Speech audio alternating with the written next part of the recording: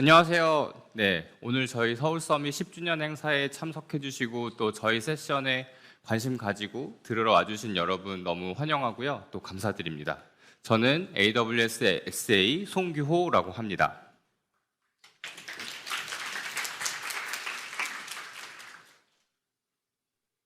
본격적인 세션에 앞서서 저희가 금융 및 핀테크 트랙의 첫 번째 세션이기 때문에 간단하게 오늘 진행될 저희 트랙에 대한 소개를 먼저 드리고 시작해 보도록 하겠습니다. 첫 번째는 저희 세션이죠. 현대카드의 빅데이터 플랫폼 구축 사례에 대해서 말씀을 드릴 예정이고요.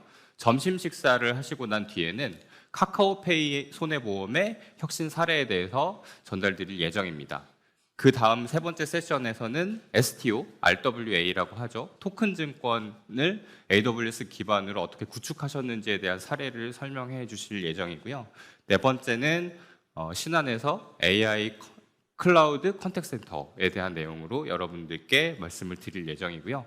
마지막으로는 K뱅크에서 빅데이터 시스템, 채널 게이트 시스템, MSA 기반의 시스템, AI/ML 시스템들을 어떻게 AWS 기반으로 구축하셨는지에 대해서 말씀을 드릴 예정입니다.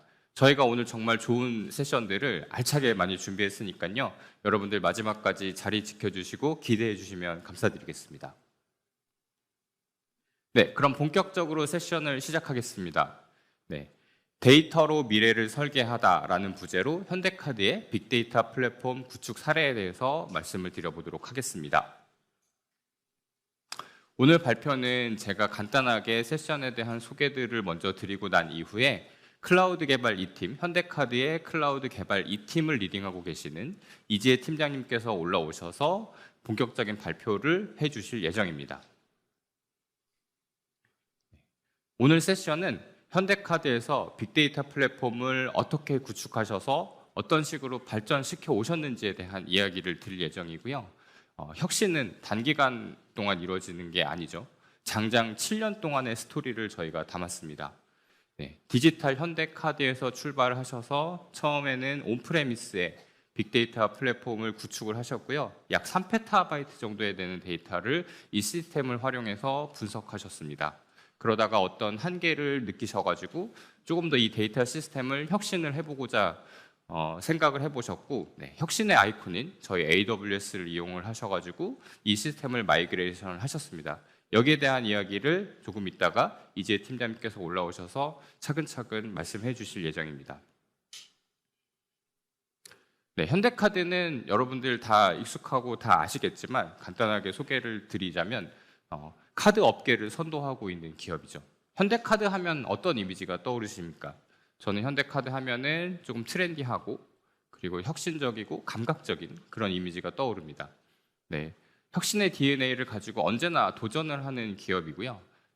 한국에서 최초로 애플페이를 도입을 하셨고 카드 사용자들의 문화생활을 좀 더 좋게 만들고자 여러 가지 현대카드 슈퍼 콘서트라든지 여러 전시 행사들도 많이 진행하고 계시죠. 네, 현대카드를 사용하면 우리들의 문화생활, 생활 수준 같은 것들이 한 단계 막 더 업그레이드 될 것만 같은 그런 느낌입니다.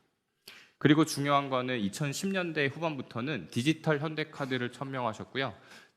데이터 활용에 뿌리를 둔 디지털 트랜스포메이션을 아주 성공적으로 하고 계시는 회사라고 말씀드릴 수 있을 것 같습니다. 네, 오늘 아젠다는 현대카드의 빅데이터 플랫폼을 어떤 식으로 기획을 하셨고 발전시켜 오셨는지에 대한 소개를 먼저 드리고 난 뒤에 AWS 기반의 빅데이터 플랫폼 2.0에 대한 이야기를 전달드리고 마지막으로는 여기에 대한 성과 및 로드맵을 발표해 주실 예정입니다. 네, 현대카드의 이지혜 팀장님을 박수로 환영해 주시기 바랍니다. 와, 많은 분들이 참석해 주셨네요. 저희 세션 이렇게 관심 가져주시고 참석해 주신 여러분들 정말 감사드립니다. 앞에서 송기호님께서 제 소개를 간단하게 해주셨지만 다시 한번 인사드리도록 하겠습니다.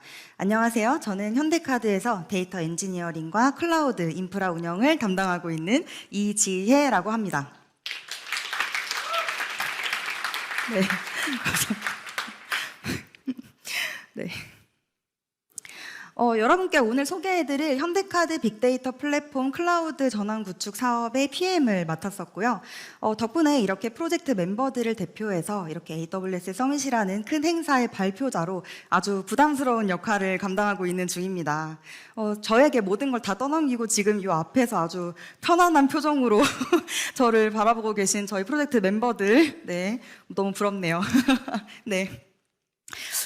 네. 웃자고 한 얘기였는데 아무도 웃지 않으시네요. 네, 긴장을 좀 풀어보려고 했는데요. 네. 현대카드 클라우드 빅데이터 플랫폼, 제가 이름이 명칭이 너무 기니까 이제부터는 BDP 클라우드라고 부를게요.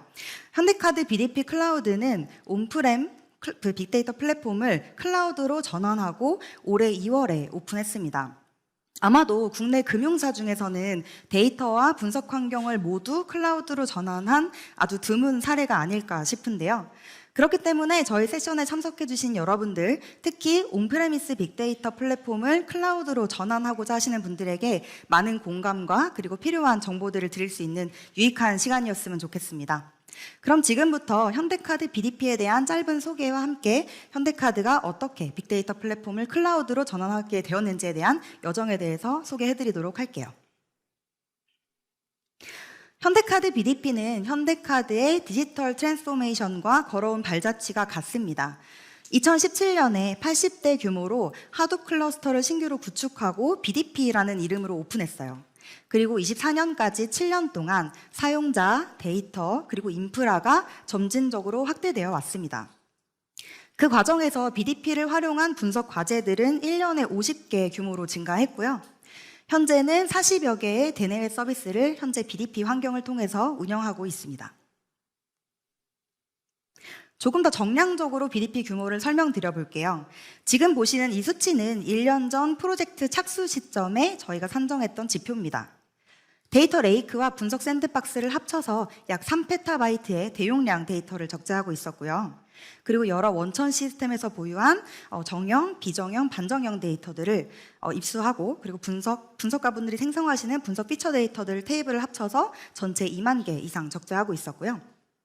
80대로 시작했던 인프라 환경들은 현재는 230대 규모로 증가했고, 총 사용자 220명, 그리고 일평균 60명 이상이 사용하고 계시는 현대카드 데이터 업무의 중심 플랫폼입니다. 이렇게 안정적으로 잘 사용하고 있던 플랫폼인데, 그렇다면 현대카드는 왜 이 플랫폼을 클라우드로 전환하게 됐을까요? 첫 번째 검토 배경은 서버 노후화로 인한 대규모 인프라 재투자 시점이 도래했기 때문입니다. 클라우드 전환을 검토하기 시작했던 2년 전에 BDP 인프라는 이제 5살, 5년이 되는 해였어요. BDP 서버의 약 50%, 그러니까 120대 정도의 서버가 빠르면 24년부터 그 제조사에서 더 이상 부품을 생산하지 않는 EOS가 예정되어 있었습니다. 두 번째 검토 배경은 분석 수요에 맞춰서 증감할 수 없는 인프라 한계 때문입니다. 저희가 사용하는 하둡 클러스터는 ETL이 수행되는 새벽 시간이나 분석가분들 업무 시간에 작업이 굉장히 많이 몰리는 편인데요. 그 시간대에는 리소스 경합이 굉장히 심합니다. 제가 심하면 데이터 10건 정도 조회하는 작업을 30분 이상 대기하는 경우들도 종종 봤어요. 하지만 반대로 사용하지 않는 시간대에는 리소스가 너무 남아 도는데요. 서버를 새로 사는 게 애매하다라는 생각이 들 정도로 평균 인프라 사용률이 낮은 편이었습니다. 세 번째 검토 배경은 현재 인프라 구조로는 디지털 트렌드에 민첩하게 대응하기가 어렵다는 점이었어요. AI 기술은 빠르게 발전하고 있죠. 그런데 인프라 스펙이 그 기술을 담지 못하는 상황이라고 보시면 될 것 같아요. 예를 들면 최신 iOS를 아이폰 7이나 8 모델에 설치하려고 하는 것과 비슷한 상황이었다고 보시면 될 것 같습니다. 최신 기술을 제대로 사용하시려면 기술을 뒷받침할 수 있는 인프라 환경들도 당연히 갖춰줘야 합니다. 하지만 저희가 최신 사양의 서버를 구매하더라도 1년만 지나면 다시 더 높은 사양의 기술을 요구하는 그런 사양들의 스펙들이 나오잖아요. 그러면 저희가 신상 구매하는 것처럼 신규 기술 나올 때마다 계속해서 서버를 구매해야 돼요. 그렇지 않으면 기술과 인프라 사이의 간극이 계속해서 커지게 되는 거죠. 그래서 저희는 지금의 온프렘 환경을 유지하면서 다시 한번 재투자할지, 아니면 클라우드라는 새로운 기술에 도전해 볼 것인지 검토하게 됐습니다. 지금 온프렘 방식을 유지한다면 기존에 저희가 가지고 있었던 서버들은 자연스럽게 폐기가 될 거고요. 그리고 저희는 또 다른 신상 서버 100대 이상의 서버를 가질 수 있게 되겠죠. 솔직히 제가 인프라 운영을 하다 보니까 인프라 운영을 하는 입장에서는 이렇게 신상 서버 100대를 받는 게 좋은지는 잘 모르겠어요. 그리고 앞에서 언급해드렸던 여러 가지 인프라 문제들은 단기적으로는 해결이 될 겁니다. 하지만 언젠가 다시 이게 이슈화가 되기까지는 긴 시간이 걸리진 않을 거예요. 반면에 저희에게 친숙한 이런 업무 환경들을 그대로 사용할 수 있다는 점은 굉장히 큰 장점이었을 겁니다. 왜냐하면 저희가 이미 운영하고 있었던 분석 과제들이 굉장히 많은데 서비스 영향도 없이 그대로 유지할 수 있으니까요. 하지만 이 환경들을 그대로 유지하게 된다면 최신 기술과의 간극이 점점 더 커지겠죠. 그리고 기술이 더디게 성장하면 회사의 비즈니스도 더디게 발전할 수밖에 없기 때문에 저희는 그 간극을 메꾸기 위해서 훨씬 더 많은 노력들을 해야 할 겁니다. 그렇다면 클라우드로 변경했을 때는 어떨까요? 인프라를 저희가 가질 수는 없어요. 가질 수는 없겠지만 대신에 최신 N대의 서버를 빌려서 사용하실 수 있게 됩니다. 앞에서 언급했던 세 가지의 인프라 문제들을 모두 장기적으로도 해소할 수 있습니다.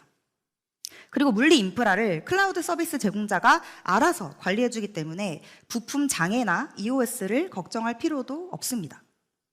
하지만 저희가 잘 모르고 익숙하지 않은 환경들을 써야 하기 때문에 좀 저희 어려움이 있겠죠. 그리고 저희가 운영하고 있던 소스 코드들도 많은 부분들을 수정해야 할 겁니다. 하지만 저희가 계속해서 이렇게 부딪히고 경험해보면서 언젠가는 이런 새로운 기술들이 저희가 다시 내재화되게 될 거예요. 그렇게 되고 저희는 이제부터는 그 기술을 뒷받침하고 같은 속도로 발전할 수 있는 인프라 환경들을 가지게 될 겁니다. 비용 면에서는 온프렘 유지하는 것보다 당연히 클라우드가 비쌌어요. 그랬지만 클라우드를 혁신했을 때 저희가 얻게 되는 그런 베네핏이 더 크다라고 판단했습니다. 결국은 클라우드를 하지 않아야 할 이유가 없다라는 결론에 도달하게 된 거죠. 저희가 여러 CSP사들을 검토했는데요. 그 중에서도 금융사 레퍼런스가 가장 많고 그리고 지원 인력들이 탄탄한 AWS를 선택하게 됐습니다. 그런데 여기서 멈추려니까 뭔가 조금 아쉬웠어요. AWS에서 제공하는 인프라나 그런 환경들을 서비스를 그대로 사용하더라도 충분하겠지만 저희는 이것에 만족하고 안주하고 싶지 않았습니다. 인프라 방식만 혁신하는 게 아니라 BDP 사용자들의 업무 방식을 함께 혁신할 수 있는 그런 아이템들이 더 있지 않을까요?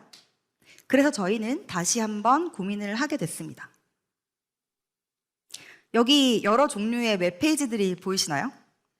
하드 에코 시스템의 웹 UI들과 주피터 노트북 그리고 전사 메타 관리 시스템들까지 이 모두가 BDP 업무를 위해서 분석가들이 사용하고 있던 환경이었어요. BDP는 논리적으로는 하나예요. 빅데이터 플랫폼이라는 이름으로 불리고 있죠. 하지만 실제로는 여러 개로 분산된 환경이었습니다. 사용자가 서비스마다 계정, 암호, 권한, 방화벽 이런 부분들을 다 따로따로 관리해야 되는 불편함도 있었지만요.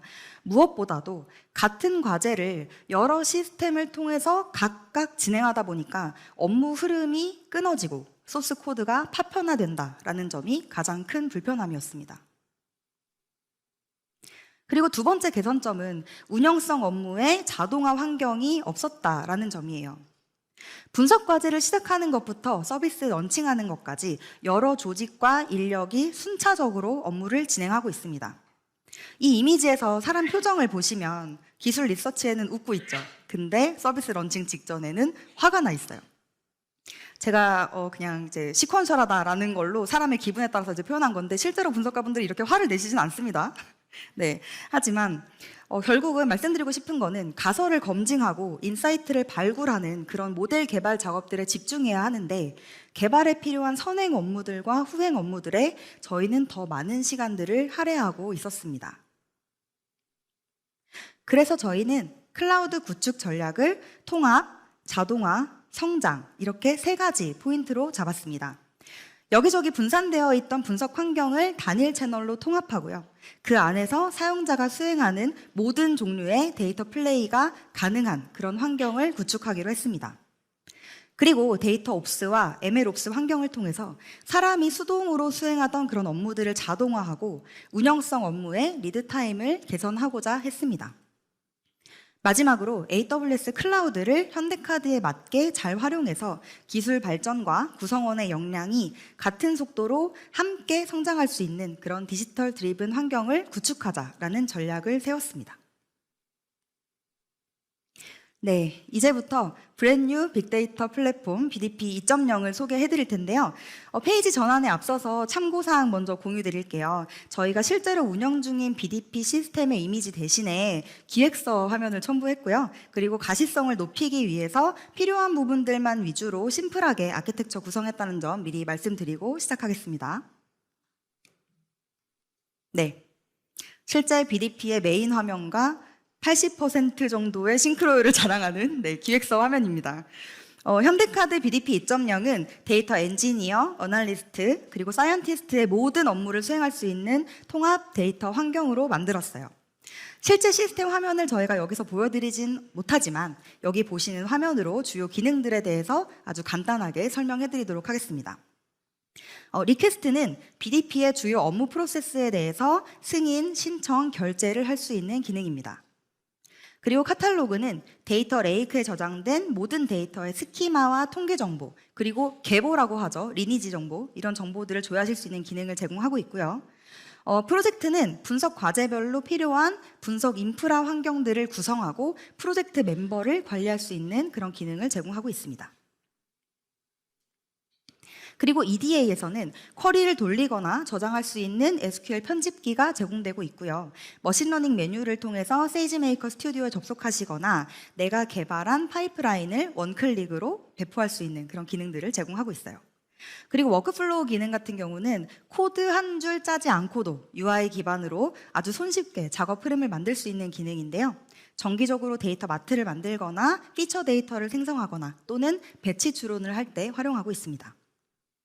그리고 이 화면에서 보이진 않지만 저희가 모델 개발 환경을 그대로 1분 만에 프로비저닝 할 수 있는 실시간 추론 환경과 그리고 몇 번의 클릭만으로 손쉽게 데이터를 수집할 수 있는 데이터 임포트 기능, 그리고 데이터의 모든 라이프 사이클들을 자동으로 관리해주는 거버넌스 기능까지 이 모든 기능들을 단 하나의 BDP 환경에 모두 통합해서 개발했습니다. 그 결과 데이터의 수집 시간은 64% 단축되었고요. 분석가가 인당 사용할 수 있는 가용 리소스는 58% 증가했습니다. 그리고 앞서서 말씀드렸던 과제 실험부터 서비스까지의 전체 리드 타임을 41%나 단축하는 성과를 냈습니다. 이 성과에 대해서는 이따가 제가 성과 부분에서 다시 한번 자세하게 말씀드릴 수 있도록 하겠습니다. 잠깐 BDP 화면을 보셨는데 기획서 화면이긴 했지만 아마도 눈치가 빠르신 분들은 좀 느낌이 오셨을 것 같아요. 저희 BDP 2.0에서는 그 어떤 메뉴와 기능을 보더라도 지금 우리가 AWS를 쓰고 있어 라는 것을 대놓고 드러내고 있지 않습니다. 한마디로 말씀드리자면 AWS에 있는 서비스들을 랩핑해서 다 만들었다는 뜻이겠죠. AWS는 네이티브 서비스들에 대한 잘 만들어진 SDK와 API를 제공하고 있고요. 그리고 개발자 도구도, 개발자 다큐먼트도 정리가 아주 잘 돼 있어서요. 저희 회사에 필요한 기능들만 맞춤형으로 쏙쏙 골라서 현대카드 전용 클라우드 빅데이터 플랫폼을 완성할 수 있었습니다. 저희가 BDP에서 사용한 주요 서비스 스택입니다. 제일 상단의 하버와 긴랩을 제외하고는 모두 AWS의 매니지드 서비스로 구현했어요. 한번 전체적으로 제가 한번 설명드리겠습니다. 우선 웹 서비스 환경 구성을 위해서는 ECR, EKS, 그리고 ELB, RDS를 쓴 게 보이실 거예요. 그리고 중간 라인의 좌측을 보시면 데이터 수집 환경은 주로 EMR을 사용하고 있습니다. 그리고 가운데 EDA ML 환경은 세이지메이커가 많이 보이죠. 그리고 데이터 수집 환경과 EDA ML 환경에는 둘 다 에어플로우, MWAA가 있습니다. 그리고 가장 하단의 데이터 레이크에는 S3, 아테나, 글루 카탈로그, 레이크 포메이션, 람다 이렇게 사용하고 있어요.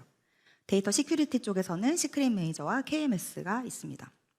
이렇게 보니까 빅데이터 플랫폼에서 아주 일반적으로 사용하고 있는 그다지 특별할 게 없는 서비스들 같아요. 근데 이 서비스들이 어떻게 현대카드에서 특별하게 사용되었는지는 제가 조금 있다가 상세 설명드릴 때 꿀팁으로 방출해 드리도록 하겠습니다. 네, 앞서 설명드렸던 이런 서비스들의 전체 흐름을 구성한 아키텍처입니다. 아주 많은 부분들이 생략되어 있는 그림이고요. 주요 서비스들 기준으로 제가 흐름만 가시적으로 표현해 봤습니다. 우선 하단의 데이터 입수부터 볼게요. 데이터는 현대카드 원천 데이터베이스로부터 EMR을 통해서 정기, 비정기로 입수하고 있고요.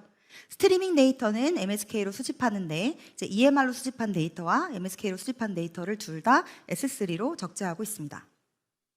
시선을 조금만 위로 올려보시면 사용자는 EKS에 배포된 웹을 통해서 BDP 환경에 접근하시게 되고요. 그 우측에 있는 람다와 하단의 글루 그리고 레이크 포메이션을 통해서 S3에 적재된 데이터에 대한 권한과 접근 통제가 수행됩니다. 그리고 람다의 위쪽으로는 아테나가 있어요. 아테나에서는 쿼리 기반으로 데이터를 조회할 때 활용하고 있고요. 그리고 머신러닝 분석을 위해서 세이지메이커 스튜디오를 활용하고 있고 스튜디오에서 활용할 스팍 환경으로 EMR 클러스터를 또 띄워서 붙여놓았습니다. 그 람다의 우측으로는 MWA가 있는데요. 워크플로우 오케스트레이션 하는 기능이죠. 에어플로우 기능인데요. 여기서는 저희가 정기적으로 데이터 마트를 만들거나 분석 피처를 만들기도 하고 또는 세이지메이커에서 만든 분석 파이프라인을 배치 추론할 때 사용하기도 합니다. 그리고 분석 결과 데이터를 저희 회사의 다른 시스템으로 전송하는 그런 파이프라인도 만들어 놨어요. 세이지메이커 모델 레지스트리에 등록되어 있는 모델은 방금 앞서서 말씀드린 것처럼 MWA를 통해서 배치 추론하실 수도 있겠지만 모델 그대로 엔드포인트를 붙여서 실시간 추론 환경으로 그대로 프로비저닝 할 수도 있습니다. 앞에서 설명드렸던 이 아키텍처에는 BDP 2.0의 핵심 기능 4가지가 들어있어요. 데이터 스토리지, 데이터 수집, EDA/ML, 그리고 웹입니다. 데이터 스토리지에는 3페타바이트의 데이터를 적재하고 사용자의 권한과 접근을 통제할 수 있도록 만들었어요. 그리고 데이터 수집 환경은 데이터의 모든 라이프 사이클을 자동화할 수 있도록 만들었습니다. EDA/ML 환경에서는 모델 개발뿐만 아니라 모델 운영과 또 자동으로 재학습할 수 있는 기능들을 제공하고 있고요. 그리고 이 모든 기능들을 웹으로 하나로 통합해서 웹 환경 역시 개발부터 운영 배포까지 자동화할 수 있도록 만들었어요. 제가 지금 이 핵심 기능 4가지를 설명드리면서 자동화라는 용어를 반복해서 썼는데요. 이 자동화라는 용어와 이 핵심 기능 4가지를 조합해서 제가 조금 더 명확하게 표현할 수 있는 단어로 바꿔볼게요. 바로 데이터 레이크, 데이터 옵스, ML 옵스, 그리고 데브 옵스입니다. 느낌이 좀 오시죠? 제가 이제 상세하게 설명드릴 내용에서 이 옵스에 대한 기능들에 대해서 설명드리도록 할게요. 먼저 첫 번째 데이터 레이크 스토리지입니다. 데이터 레이크는 현대카드의 모든 종류의 데이터가 적재되는 저장소예요. 저희는 이 저장소에 데이터의 성격에 따라서 크게 3가지의 레이어로 나눠서 버킷을 관리하고 있습니다. 먼저 여러 시스템에 흩어져 있는 로우 데이터들을 하나로 모아서 스테이징 영역의 L0 버킷에 적재하고 있고요. 다양한 환경에서 수집한 데이터들이기 때문에 그 데이터들을 다시 한번 일관된 기준으로 표준화하고 다시 분석가들이 활용하실 수 있도록 CDC 작업을 통해서 적재하는 공간이 바로 L1 버킷입니다. 그리고 L1 버킷에 있는 데이터들은 저희가 2차 가공을 하게 되는데요. 데이터 마트를 만들거나 피처를 만들거나 하는 행위들이겠죠. 그런 데이터들은 지금 저희가 제공한 L2 버킷에 적재가 됩니다. 사용자들은 L1과 L2 버킷에 접근할 수 있는데요. 이 두 종류의 버킷에는 저희가 스토리지 레이어 아이스버그를 적용했어요. 아이스버그 혹시 다들 알고 계신가요? 네, 유명하죠. 아이스버그는 델타 레이크와 후디와 함께 3대 스토리지 레이어로 굉장히 유명해요. 넷플릭스가 처음으로 오픈소스로 만들었고요. 현재 아파치 프로젝트로 등재가 돼 있습니다. 애플이나 링크드인 같은 여러 기업들과의 협업 커뮤니티가 아주 활발한 프로젝트로 다들 알고 계실 거예요. AWS에서는 이 3종류의 스토리지 레이어를 모두 지원하긴 하지만 그 중에서도 이 아이스버그가 제일 업데이트되는 속도가 빠릅니다. 저희가 그 테이블을 만들 때 DML에 아주 간단하게 옵션을 지정하는 것만으로도 아주 손쉽게 아이스버그 테이블을 만들 수가 있고요. 그리고 아이스버그는 기존 하둡 환경에서 제공하지 않았던 마치 RDB에서 제공하는 것과 같은 ACID 기능들을 제공하고 있어요. 그리고 타임 트래블이라고 불리는 어떤 버전 관리, 그리고 스키마에 대한 변화 관리도 너무 당연하게 되고요. 그리고 그 중에서도 아이스버그만 딱 가지고 있는 아주 특화 기능이 있죠. 히든 파티션이라는 기능인데요. 이 기능을 사용하시면 불필요한 파티션 데이터를 아주 최소한으로 읽을 수 있도록 스키핑하는 기능들을 제공하고 있습니다. 저희가 이 데이터 처리 성능을 향상시켰던 바로 그 주역이 이 아이스버그라고 할 수 있어요. 최근에는 이 트랜잭션 과정에서 아주 작은 스몰 파일들이 많이 생기게 되는데 이 스몰 파일들을 자동으로 컴패션하는 기능들도 생겼으니까 꼭 한번 써보시는 걸 추천드립니다. 데이터 레이크에서 또 하나 설명드리고 싶은 부분은 바로 권한 통제입니다. 현대카드에는 전사 메타 관리 시스템이 있어요. 현대카드 원천 데이터의 스키마뿐만 아니라 암호화, 마스킹, 그리고 파기 정책들이 두루두루 반영되어 있는 공통 시스템입니다. 이번에 저희가 BDP를 구축할 때 이 메타 관리 시스템을 연동했어요. 데이터를 수집할 때 거버넌스 정책들이 자동으로 반영될 수 있도록 그렇게 개발해놨습니다. 그리고 레이크 포메이션을 통해서 사용자별로 로우 필터링과 컬럼 필터링을 적용했습니다. 원본 데이터와 필터링 테이블을 이렇게 조인해서 뷰로 제공하는 방식으로 저희가 구현했는데요. 다만 현재는 아테나와 레이크 포메이션에서 원본과 뷰 테이블에 둘 다 권한이 있어야지만 데이터가 조회되세요. 하지만 저희는 모두 빅데이터 플랫폼 웹 환경으로 랩핑을 다 해놨기 때문에 사용자분들이 직접 콘솔에 접근하지 않도록 완전히 차단을 했습니다. 그리고 사용자가 BDP 웹을 통해서 쿼리를 수행하시게 되면 람다를 통해서 해당 사용자의 역할로 자동으로 스위칭을 해서 데이터를 처리하게 되는 방식입니다. 다음은 데이터 옵스입니다. 데이터 엔지니어가 데이터를 수집하고 관리할 때 필요한 모든 과정들을 자동화했어요. 웹에서 데이터 엔지니어가 수집에 필요한 정보들을 선택하거나 입력하거나 하면은 저희가 만든 덱 제너레이터를 통해서 자동으로 ETL에 필요한 스팍 잡과 에어플로우 덱을 생성하게 됩니다. 데이터 정기 수집은 EMR을 통해서 하고 있는데요. EMR의 장점은 최대 비용을 명확하게 예측할 수 있고 그리고 리소스 통제가 확실하다는 점이겠죠. 대신에 데이터 소급 같은 이벤트성 데이터에 대한 처리는 확실히 EMR 서버리스를 사용하시는 게 비용 효율적입니다. 특히 저희가 EMR에는 그래비톤 프로세서를 적용했어요. 그래비톤은 AWS에서 자체적으로 만든 ARM 아키텍처 기반의 CPU입니다. 인텔이나 AMD가 X86 기반의 아키텍처를 사용하고 있는데 그 CPU하고 비교했을 때도 어느 정도 안정적인 성능을 확보할 수 있으면서 비용을 확실하게 절감할 수 있는 방법이에요. 저희는 여기에 오토 스케일링과 그리고 스팟 인스턴스 정책을 통해서 시너지를 높였습니다. 스트림 데이터에 대한 수집은 기존에도 카프카를 사용하고 있어서 MSK를 동일하게 적용했고요. 저희가 자체적으로 프로듀서 기능을 하는 API를 만들어서 앱이나 웹에서 자동으로 API로 전송하게 되면 그 프로듀서 API에서 MSK를 통해 인터페이스 할 수 있도록 그렇게 구성했습니다. 그리고 여러분들 그 데이터베이스 접속할 때 IP나 포트 정보, ID 비밀번호 이런 접속 정보들 관리하시잖아요. 이런 접속 정보들은 암호화 관리가 필수인데요. AWS의 시크릿 매니저를 통해서 안전하게 관리하고 사용하실 수 있습니다. 다음은 MLOps입니다.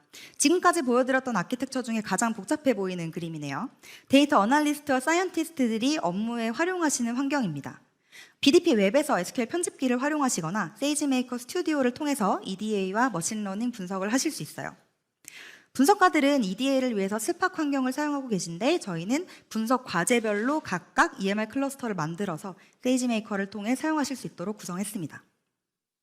그리고 분석가분들은 스튜디오를 활용해서 모델 개발과 파이프라인을 개발하시게 되는데요. BDP 웹에서 이제 원클릭으로 그 파이프라인들을 배포하실 수 있도록 만들었어요.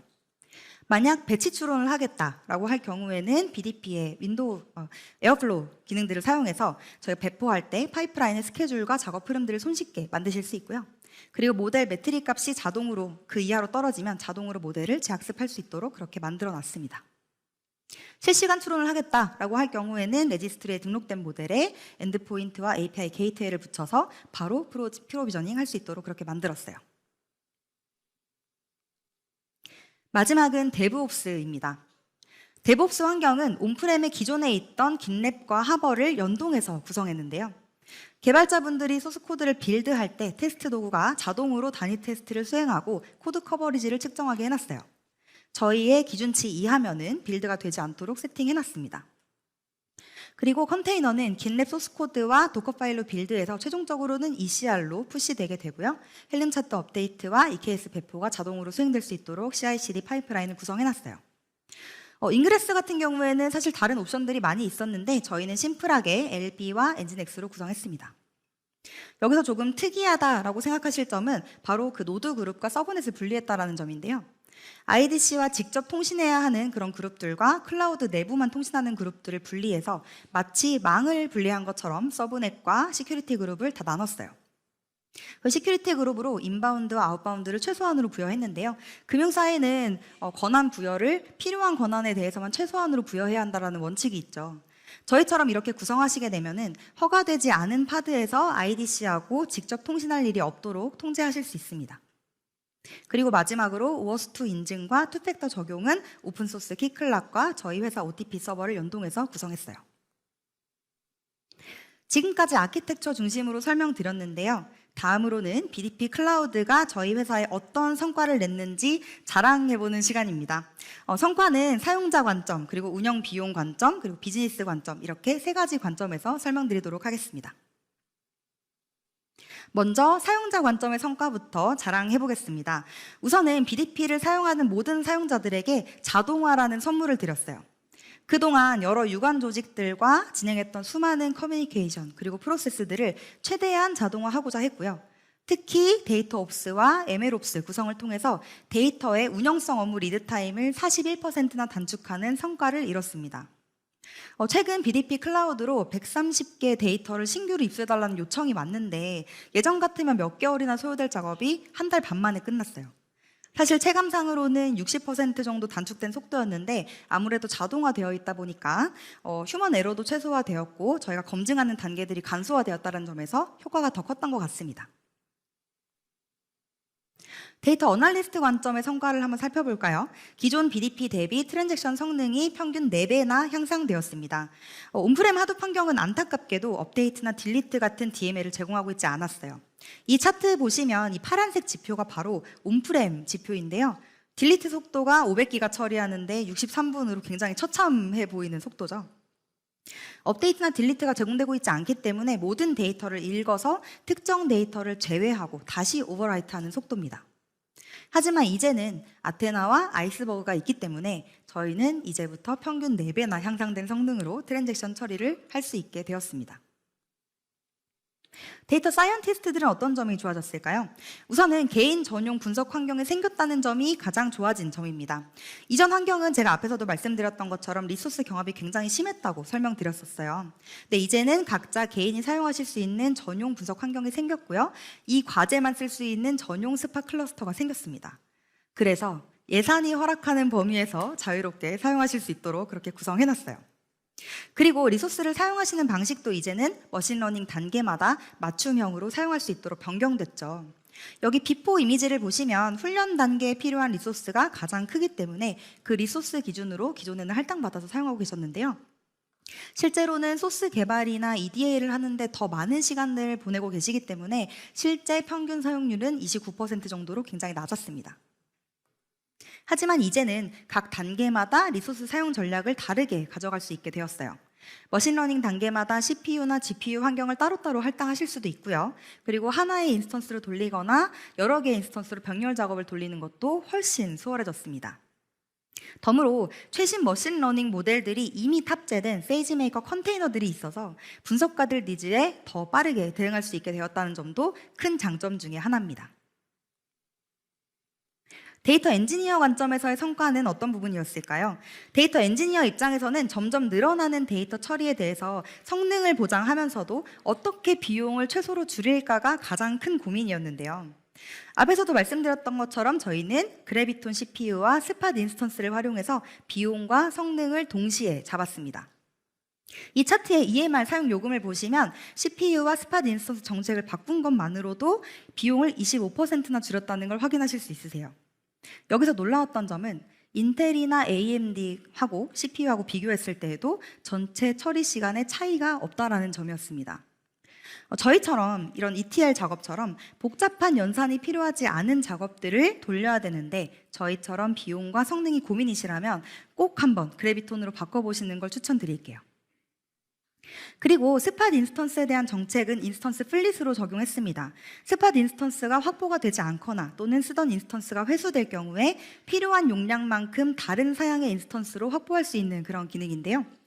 저희는 이 인스턴스 플릿을 활용해서 저희가 만든 특별한 로직이 있어요. 스팟 할당을 계속해서 시도하다가 안 되면 저희는 자동으로 온디맨드 할당 비율을 늘려서 필요한 용량만큼 안정적으로 확보할 수 있도록 만들었습니다. 그리고 스케일 아웃이 이렇게 쭉 됐다가 다시 미니멈 기준으로 스케일 인이 되면 그때 다시 높여놓았던 온디맨드 비율을 초기화해서 스케일 아웃이 됐을 때 다시 스팟 인스턴스 확보하는 것부터 시도할 수 있도록 그렇게 저희가 커스터마이징해서 구현해 놨어요. 이제 운영 비용 관점에서의 성과를 말씀드려보겠습니다. 최근 하드웨어 시장이 컨테이너 기술을 많이 차용하게 되면서 점차 구축형에서 구독형으로 비즈니스 모델이 변화하고 있습니다. 왼쪽에 보시는 이 차트는 아마도 빙산 모양으로 많이들 보셨을 차트일 텐데요. 클라우드가 표면적으로는 더 비싸 보이지만 온프렘은 눈에 보이지 않는 비용이 더 크다라는 비용으로 많이 쓰이고 있죠. 그런 비유로 많이 쓰이고 있어요. 하지만 하드웨어가 점차 구독형으로 바뀌어가고 있는 추세이기 때문에 머지않아 온프레미스도 클라우드 라이센스와 비슷하게 눈에 보이는 비용들이 점점 많아지게 될 겁니다. 같은 값이면 다홍치마라는 얘기가 있죠. 온프레미스의 소프트웨어 구독료나 인건비로 쓰는 대신에 저희는 비즈니스 인사이트 발굴을 위한 실험 비용으로 사용하겠다는 거예요. 같은 비용이라면 생산성을 더 높여서 수익과 가치 창출 가능성을 높여보자라는 그런 전략입니다. 대신에 클라우드는 사용할수록 다 비용이기 때문에 비용 로스 최소화를 위해서 철저한 비용에 대한 통제가 필요하겠죠. 그래서 저희는 조직별, 과제별로 예산을 편성해서 관리하는 방법을 적용했습니다. 예산의 70% 이상 사용하시게 되면 메일 알림이 자동으로 발송될 수 있도록 그렇게 만들어 놓았고요. 그리고 클라우드가 이제 코스트 익스플로러에서는 최근 48시간의 비용이 집계가 되지 않는데 저희는 클라우드 워치를 활용해서 당일 사용 비용을 예측하고 이상 비용을 탐지할 수 있도록 그렇게 만들어 놨습니다. 마지막 성과는 비즈니스 성과입니다. 이번에 만든 BDP를 통해서 저희는 최신 AI 기술을 활용하는 과제에 점점 더 속도를 낼 수 있게 되었는데요. 최근에 나온 라마3 70빌리언 같은 이런 모델들은 사실 기존에 있었던 BDP 환경에서는 테스트를 해볼 수가 없는 모델이었어요. 하지만 이제 BDP 클라우드를 오픈한 이후부터는 고사양이 필요한 모델들을 사용하는 과제들이 본격적으로 늘어나고 있는 추세입니다. 사내 IT 업무에 활용할 목적으로 클로드3를 사용한 생성형 AI 과제도 진행하고 있어서 점점 더 활발하게 클라우드를 사용하게 될 것 같습니다. 그리고 BDP 기능을 사용한 신규 비즈니스도 서서히 진행되고 있어요. 최근에는 기존에 없던 실시간 추론 기능을 사용해서 카드 발급 심사나 신용평가 모형 같이 적시성이 필요한 업무들을 클라우드로 전환하는 작업들을 진행하고 있는데요. 이 사례처럼 기존에는 할 수 없던 업무 영역을 BDP 클라우드를 통해 확장하면서 또 다른 새로운 비즈니스들이 활발하게 생겨날 것을 기대하고 있습니다. BDP 2.0은 작년 9월에 분석가 대상으로 1차 오픈했고요. 올해 2월부터 전사 대상으로 사용자를 점차 확대하고 있는 중입니다. 올해까지는 비용 중심으로 더 모니터링하면서 조금 더 최적화하는 방향으로 진행할 예정이고요. 그와 동시에 온프렘 사용자들의 클라우드 업무 전환을 올해 연말까지 수행할 계획입니다. 그리고 내년 5월에 온프렘 BDP 서비스를 공식적으로 종료하고요. BDP를 조금 더 폭넓게 쓰기 위한 하이브리드 환경 구축까지 장기적으로 계획하고 있습니다. 네, 이제 드디어 마지막 페이지입니다. BDP 클라우드의 시작부터 현 시점까지 쭉 그 여정을 보셨는데 어떠셨나요? 지금까지 설명해드렸던 이 모든 것들은 현대카드가 단 10개월 만에 이뤄낸 성과입니다. 온프렘 BDP는 구축부터 안정화까지 총 2년의 시간이 걸렸었는데요. 클라우드 BDP는 과거보다 훨씬 더 많은 데이터와 서비스를 가지고 있었음에도 불구하고 단 10개월 만에 더 향상된 성능과 고도화된 기능을 탑재하고 오픈할 수 있었습니다. 그리고 저희가 단기간에 이 모든 것들을 이룰 수 있었던 배경에는 바로 AWS가 있었기 때문이다 라는 말씀을 드리고 싶었어요. 저희에게 필요한 모든 기능들이 AWS에 다 있었고요. 그리고 AWS 전문가분들이 저희 회사를 적극적으로 지원해 주신 덕분에 이렇게 좋은 성과를 낼 수 있었습니다. 이 자리를 빌어서 정말 감사드립니다.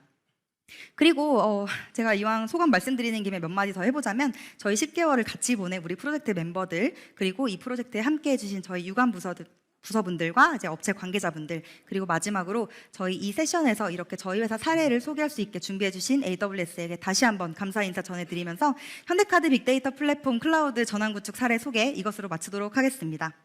네, 지금까지 경청해 주셔서 감사합니다.